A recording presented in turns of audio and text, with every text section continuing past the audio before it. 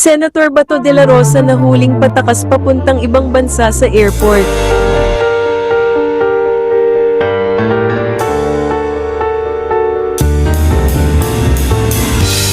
Trending nga kamakailan ang iskandalong kinasasangkutan ng senador na si Bato de la Rosa. Ayon kasi sa nakalap naming chika ay may nagsasabing nakaplano di umano ang pagtakas ni Senator Bato sa ibang bansa upang maiwasan ang paghuli nito ng NBI na isa nga sa naging trending kamakailan sa Senado na pinangangasawian ni Trillanes. Wala naman daw talagang nilabag na kasalanan si Bato kaya labis siyang nagtataka kung bakit siya pinahuhuli ng NBI. May mga netizens naman ang nakakuha ng CCTV na nasa airport na daw si Bato at ayon nga sa mga nakasaksi ay nakaplano na daw itong tumakas. Ayon naman sa secret area ni Bato ay di naman daw siya tatakas dahil babalik naman daw ito ng Pilipinas at ang dahilan ng kanyang pag-alis ay ang makapagbakasyon na muna doon at wala siyang planong tumakas dahil ayon sa kanya ay wala siyang kasalanan at haharapin daw nito ang mga kasong isinampa laban sa kanya.